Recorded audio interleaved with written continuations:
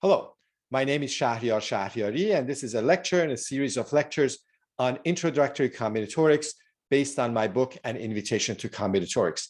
This lecture is actually a part of a mini-series on generating functions. And the purpose of this lecture is to show you how we can use generating functions to solve recurrence relations. Now, in a previous video, actually the one right before this, we used generating functions to find a recurrence relation for the coefficient. So in that video, we started with a function and we said that maybe we don't want to find the actual power series because maybe that's too complicated, but can we find a recurrence relations for them? That's not the purpose of this video. In this video, we want to go the other way around. We want to start with a recurrence relation and use generating functions to glean information about it. In particular, maybe actually find a formula for our sequence of numbers for which we have a recurrence relation. Now, in general, depending on what kind of a recurrence relation you have, there are other methods for solving recurrence relations. For example, if the recurrence relation is linear, then there are standard ways mimicking linear differential equations that can be used to solve recurrence relations. But the generating function approach is a powerful approach that works all the time, and in fact works for all kinds of works theoretically all the time. Actually carrying it out might be hard, but even if whatever the recurrence relation is, you could try using the recurrence relation method, the generating function method for solving recurrence relations. We will basically do, all we do is we go through 3 examples to illustrate the method. And just let me remind you that the power series g of x, so if the power series is something like this, h0 is a number plus h1x, h1 is another coefficient of x, plus another number h2x squared, and so forth forever. That's called the power series. And this is called the generating function for the sequence h0, h1 through hn, and so forth. And we write that as gx is the ordinary power series, OPS, of this sequence hn. In calculus, you would have started with a function and you would have said, what is its power series? What are those coefficients? In combinatorics, we go the other way around. We start with a sequence of numbers, possibly ones that come to us from a counting problem. And then we say, if we put those sequence of numbers as coefficients of a power series, then can we write that power series in a closed form? And what kind of information can be gleaned from that? This, again, seems like a tall order, because if you don't know what h0, h1, h through hn are, meaning that we don't have an actual formula for it, then how on earth are we going to actually talk about this power series? But we have seen in a previous video that can be done. In this video, we are going to use these generating function method to solve recurrence relations. So here's a sequence. The sequence starts with 1, 1, then 2, then 3, then 5, then 8, then 13. How is this sequence defined? It's defined by telling us that the first 2 integers are 1, and then after that you just add the previous two terms. You could have started differently. In fact, in my book, I start with 0 and 1 and not 1 and 1, and then you just get a shifted version of the same same sequence. This is called almost universally the Fibonacci sequence. I call it the Pingala-Fibonacci sequence. And so what our project is that we let g of x be the ordinary power series for this sequence of numbers. So in other words, g of x is this power series, f of 0 plus f of 1x plus f of 2x squared, and so forth. The first few terms we know, f of 0 is 1, f of 1 is 1, f of 2 is 2. So this series starts as 1 plus x plus 2x squared plus 3x cubed plus 5x to the 4th plus 8x to the 5th plus 13x to the 6th, and so on, but it goes on forever. And our question is that, can we find a closed form for it? And then maybe what is it good for? The reason I call this the Pingala-Fibonacci sequence is because Pingala was one of a sequence of commentators in India that worked on this sequence, found some of its properties and worked with them actually a long time ago, 3rd to 2nd century BCE. He was interested in rhythmic patterns. If you have a pattern that consists of n beats, and those beats are of type of 1 and then 2 types, how many of them can you make? And he came across this sequence. In the West, Leonardo of Pisa, who was from Pisa in the Italian peninsula, a pretty important city close to Florence, in the 13th century, also talked about this. Leonardo of Pisa now is known as Fibonacci. I doubt his mom would recognize him if you called him Fibonacci. That name was given to him in the 19th century, a long time afterwards, by the editor of his works. Leonardo of Pisa lived right through the Crusades, and in fact, at that time, Pisa was one of the important centers for transporting crusaders and bringing back goods and taking things across. Fibonacci, or Leonardo of Pisa's dad, went to North Africa and started a trading post, and Leonardo went with him. And in fact, when he came back, he wrote this book, Liber Apache, in which there is a problem about one problem about this Fibonacci sequence. And in fact, in his preface, he says that he traveled all across North Africa and the Levant, and try to gather the best problems that the Islamic world had to offer. And in fact, many of his problems were taken verbatim from books he had. This one problem, I'm not sure we know where it came from, and so it might have been original to him. But as I said, commentators in India had been working on this sequence for quite a long time before that. And so I like to call this sequence the Pingala-Fibonacci sequence. Okay, so again, it starts with 2 1s. It could start with 0 and 1. That would be just a shifted version of this. And we know that f of n is the sum of the previous 2 things, and 2 terms, and g of x is this power series. Okay, so I'm writing that again. So g of x is f of n times xn, and we add terms like that. So we start as at 1 plus x plus 2x squared plus 3x squared. So the way we're going to use our recurrence relation is to say that, okay, g of x has f of n as a coefficient of x to the n. Now, the relation that I have relates f of n to f of n minus 1 and f of n minus 2. So what I would like to have is another power series which the coefficient of xn is not f of n, but f of n minus 1. But how am I going to do that? Where is f of n minus 1? F of n minus 1 currently is the coefficient of x to the n minus 1. How do I make it the coefficient of x to the n? I just multiply g of x by x. Because if you multiply g of x by x, then the coefficient of x to the n plus 1 becomes f of n, because it becomes f of n times xn plus 1. What was the coefficient of xn? The coefficient of xn will be whatever was the coefficient of x to the n minus 1 before, and that's f of n minus 1. And so now I have a sequence that sort of looks like the one before, but has been shifted. F of n minus 1 is the coefficient of xn. And you will see why I did that. But I also want another power series with f of n minus 2 as the coefficient of xn. And what I have to do is shift this series one more time. So multiply g of x by x squared. By doing that, f of n gets multiplied by x to the n plus 2. So what's the coefficient of x to the n? The new x to the n, it's whatever it was, the coefficient of x to the n minus 2 before, because then after getting multiplied by x squared, it becomes x to the n. So now I've got these 3 series. And what I know is that I'm going to ask myself, look, here I've got f of n minus 2 plus f of n minus 1 equals f of n.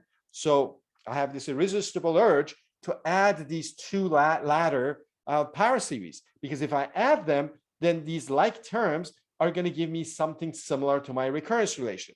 And so I ask you, what happens if I add xgx plus x squared gx? And if you look at the typical term, you will see that what you will get, how many xn's do I get if I add these 2? Well, I get fn minus 1 times xn plus fn minus 2 times xn. But you can factor the xn's, and you have fn minus 1 plus fn minus 2, but that's fn. So when you add these, you get that first series. power series, except you have to be a little bit careful. This relationship is only true for n greater or equal to 2. And you see here that from x squared on, it is true that if you add these two, the second two power series, you get the first x squared plus x squared is 2x squared, 2x cubed plus x cubed is 3x cubed, and so forth.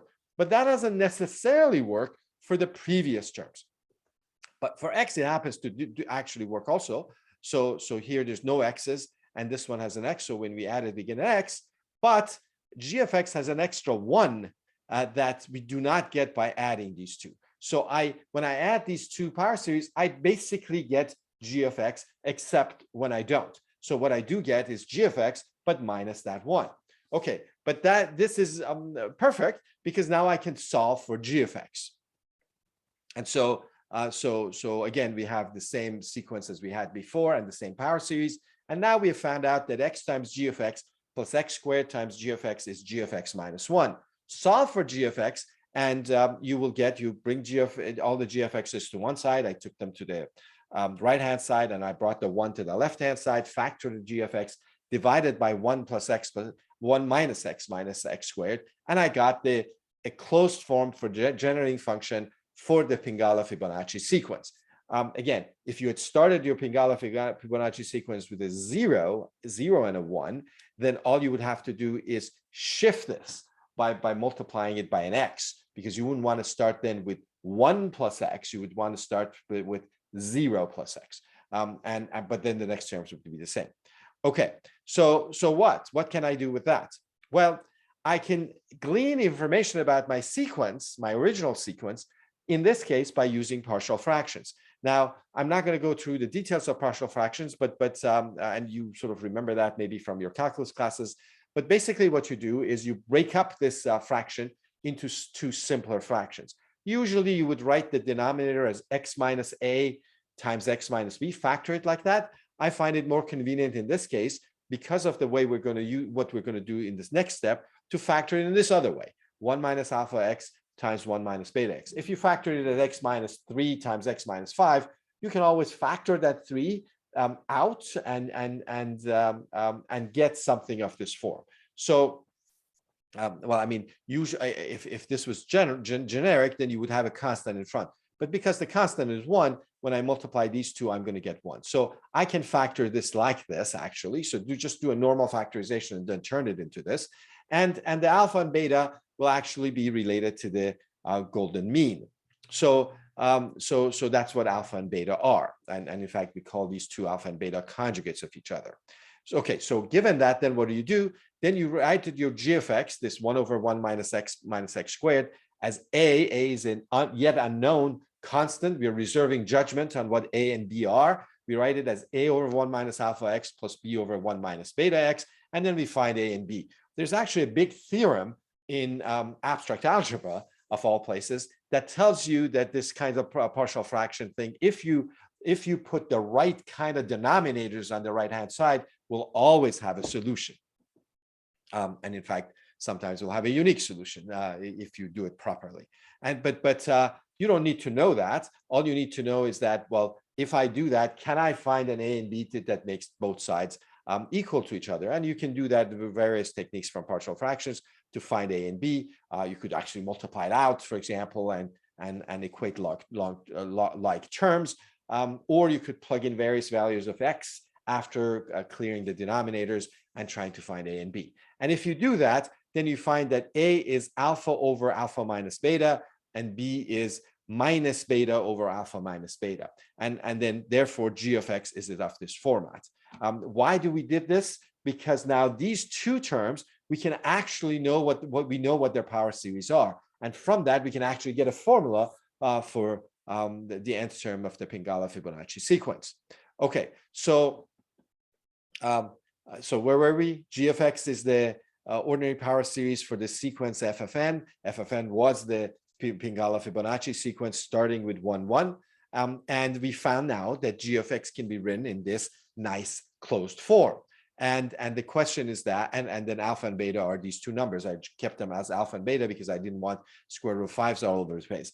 It is interesting, though, that in looking at this very discrete problem, this Pingala-Fibonacci sequence, all of a sudden square root of 5 has a role to play. Okay, so how are we going to finesse this any further? Well, we start a lot of times in ordinary generating functions with the power series for 1 over 1 minus x. This has been the subject of previous videos several times.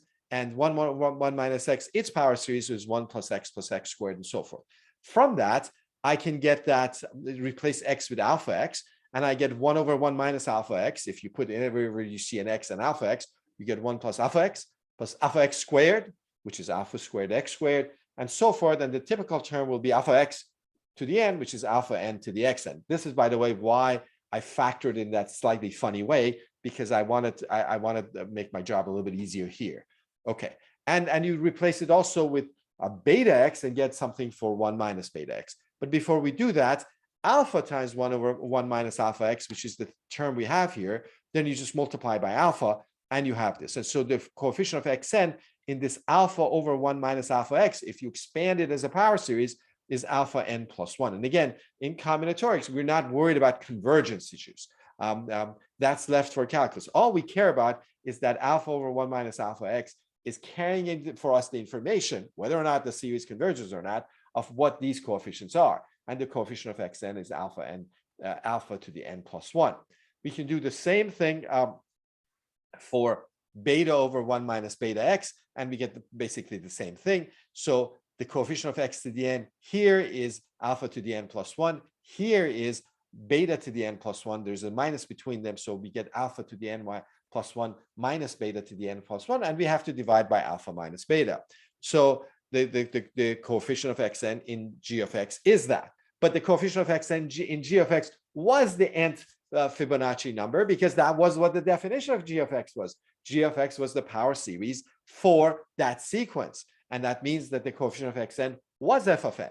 And therefore, now we have a formula for f of n. And now I replaced alpha and beta with what they were. And I did a little bit of algebra to simplify things up. Well, just did alpha minus beta. That's all I did. And now I have a formula for the Fibonacci, for the Pingala-Fibonacci sequence. Okay, so that was our first example.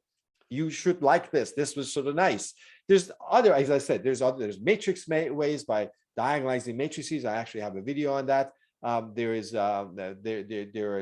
because this is a linear recurrence relation with constant coefficients. There's some very generic ways of systematic ways of solving it. So there's many ways of solving this, but this is one way, and it's sort of nice. Okay, so our second example. So again, a recurrence relation, slightly different one, and it starts with r of 0 equals 0, and then for n greater than 0, not greater or equal to 0, that's a typo, r of n is going to be 2 times r of n minus 1 plus 2 to the n. So every r of 0 is 0, and then after 0, n greater than 0 again, r of n is going to be twice the previous one plus 2 to the n. And g of x is going to be the ordinary power series for the sequence. And my question is that, can we find a closed form? And from that, can we deduce something from for Rn? Another previous method that we have seen in a number of videos is that when you have a recurrence relation, you can always generate a lot of data. At that point, you can also guess patterns. You could say, well, I can see what this sequence is, and therefore I can guess it. And if you can guess it, then because you have a recurrence relation, you can use induction to prove your guess. Now, the advantage of, the disadvantage of that method is that guessing part, that maybe the thing is too complicated and you can't guess it. The advantage of of using generating functions is that you don't have to guess. Generating functions is sort of a machine that machinery will answer questions for you without you having to sort of think. That's sort of what algebra does, and this is sort of an algebraic method for solving things. Okay, so what is g of x? G of x is the ordinary power series for this sequence, and so it's r of 0 plus r of 1 x plus r of 2 x squared, and the typical term is r of n times x to the n, but it goes on forever. This is a infinite power series, and then what I'm going to try to do is, again, I'm going to try to find power series that have things that I have in my recurrence relation. So I want a power series where the coefficient of xn isn't Rn, but it's 2r of n minus 1. Again, just like the one we did before, where is r of n minus 1 right now? It's the coefficient of xn to the n minus 1. How do I make that the coefficient of xn? Well, I multiply by x. But I want 2r of n minus 1, so I multiply by 2x. And if I do that, then r of n minus 1 gets elevated from being the coefficient of x to the n minus 1 to the coefficient of x to the n, and that 2 gets multiplied in.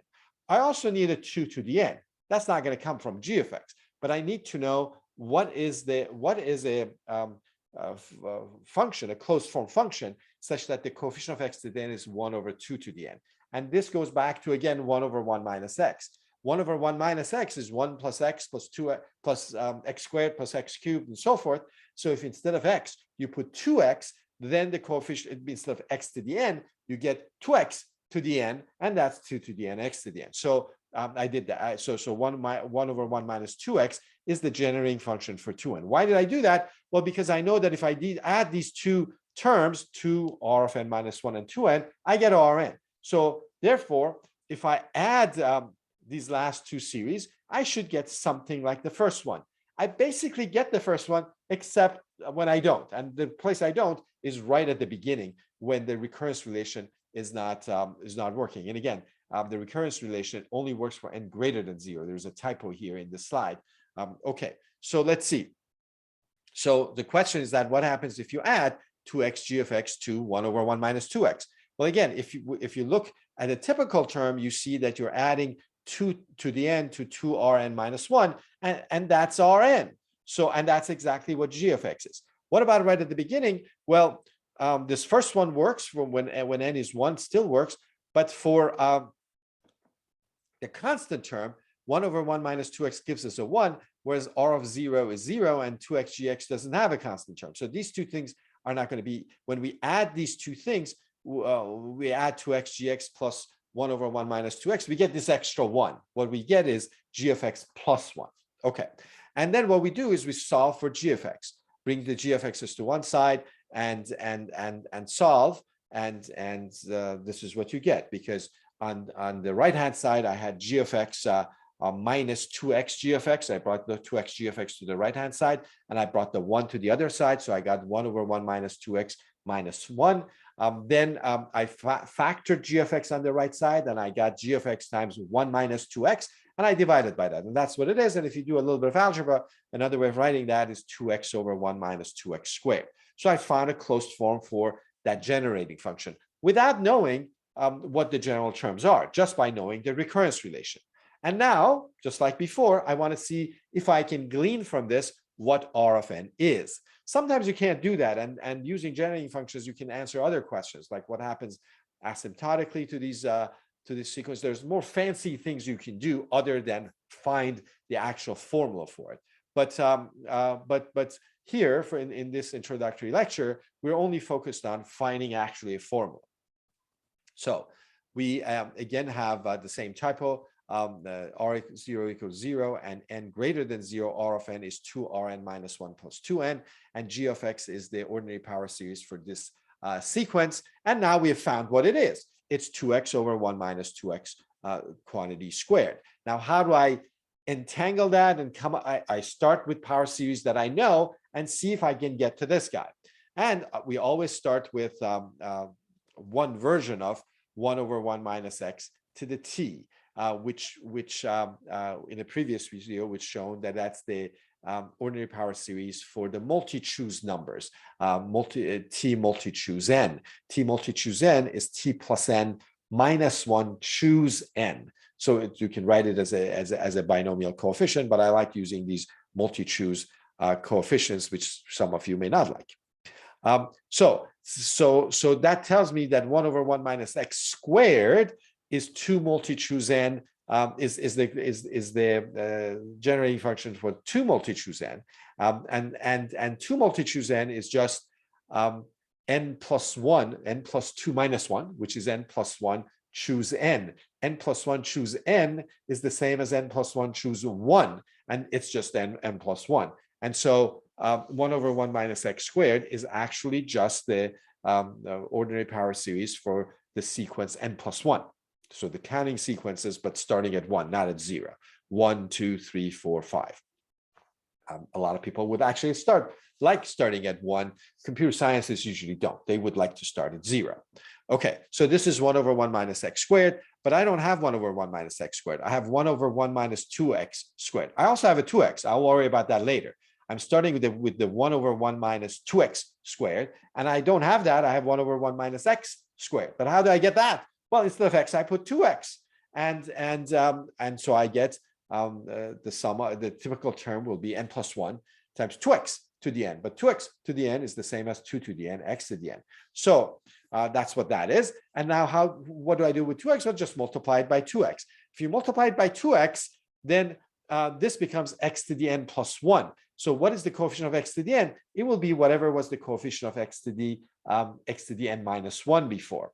And the coefficient of x to the n minus 1 before was 2 to the n minus 1. But I'm multiplying by another 2, so that 2 to the n minus 1 becomes 2 to the n. But this n plus 1 is the coefficient of x to the n here. The coefficient of x to the n minus 1 was the one before that, which is n. So I get n times 2 to the n x to the n. And it starts at n equals 1 because I'm multiplying by 2x. That I'm just shifting things and I don't have anything at the beginning. But then I realized that I could actually just put 0 also, because if you put n equals 0, this thing is 0 because we have that n. So you might as well just write it as 0 and so n 2 to the n x to the n. So I know g of x is the generating function for what? I know that the coefficient of x to the n is n times 2 to the n. But g of x was the ordinary power series for Rn. But it's also ordinary power series for n to the 2n. So that means that R of n was n to the 2n. And so we found a formula for it. This is actually simple enough that if you had generated data, you might have guessed the pattern and proved it by induction. But again, this method, in theory, works for any kind of generating function. In fact, can work for much more complicated things. Okay, third example.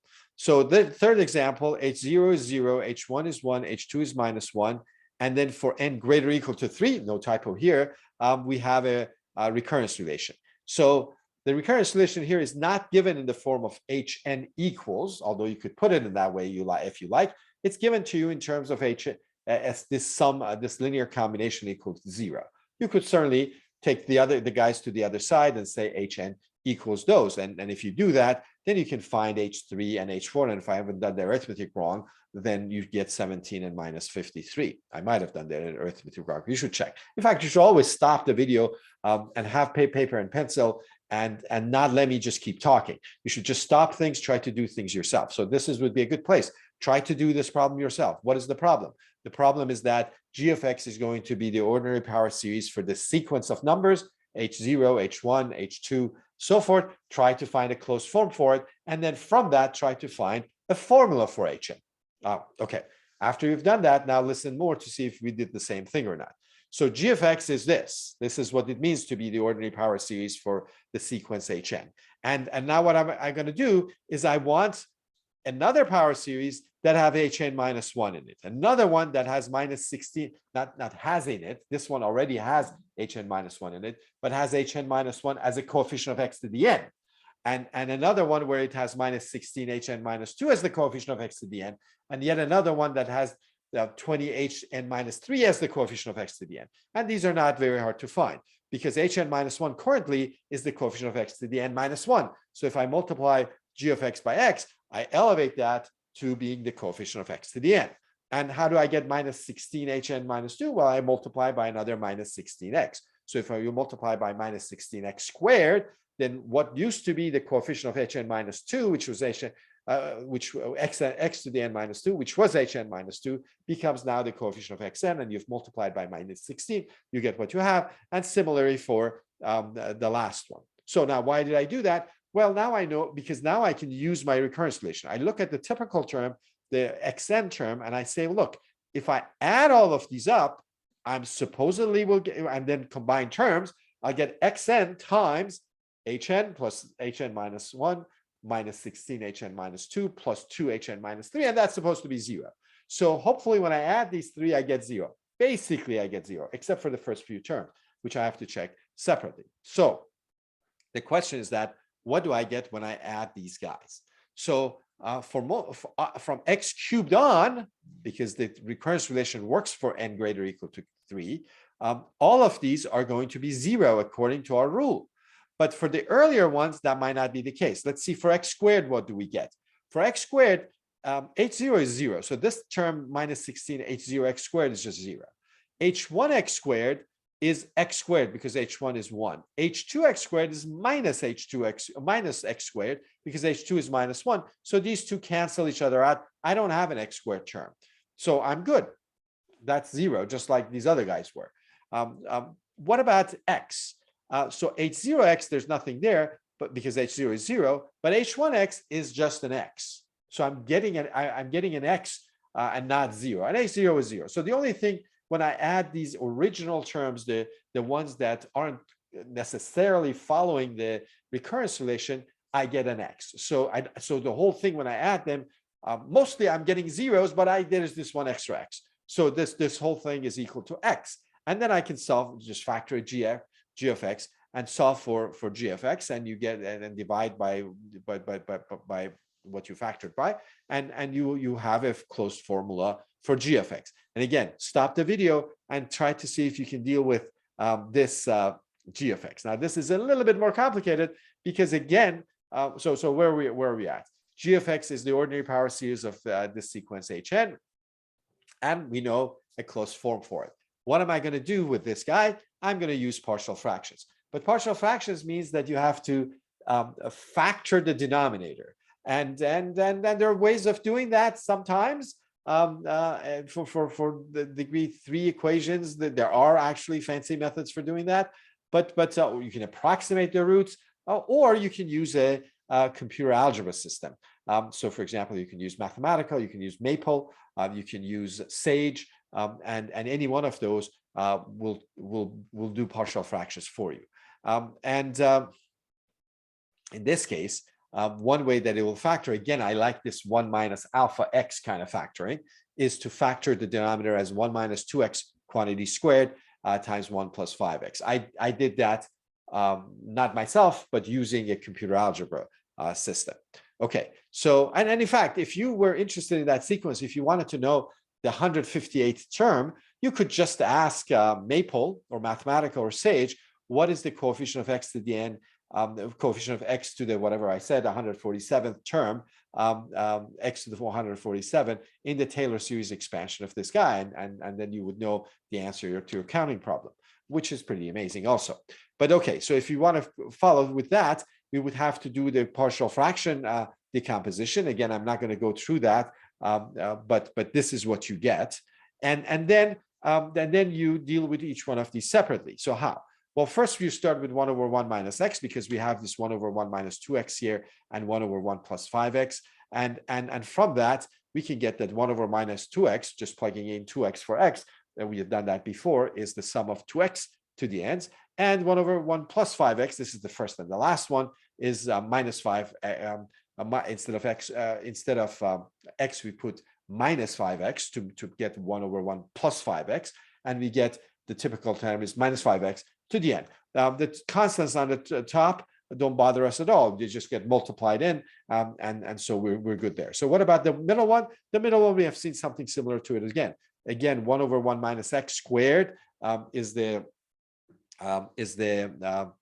power series for multi-choose numbers to multi-choose n, and that's exactly n plus 1. So we have that as well. And then instead of x, we put 2x, and so we get n plus 1 times 2x to the n. And then we can put all of these together. Putting all of that together, we get that g of x is minus 249's 2 to the nth. That came from this minus 2 over 49 over 1 minus 2x. We had a 2x to the end, so we had a 2 to the end there, and then minus 2 times over 49. This middle one is giving us the 1/7 n plus 1 2 to the n, and the last one is giving us minus 49 minus 5n x minus 5n, and all of those are coefficient of x to the n. But this is this is the coefficient of x to the n, and therefore that's what Hn is. And now I massaged it a little bit algebraically, and so now I have a formula for Hn. So again, the moral of the story is that if you have a recurrence relation, there are different methods of dealing with it, but one way might be to use generating functions. You write a generating function for the sequence, even though you don't know what the sequence is, and you try to come up with a power series that match the kind of recurrence relation you have, and then use that to find a closed form for your generating function. And then from that, if you're lucky, you might be able to glean information, or if you're super lucky, to actually find a formula for your sequence. This is the end of this lecture. This again is a sequence of 6 currently lectures on generating function. This was the 5th one, solving recurrence relations, and there's another one on exponential generating functions that will come up shortly. But if you haven't seen any of the generating function videos, start from the beginning, not from the end. See you next lecture.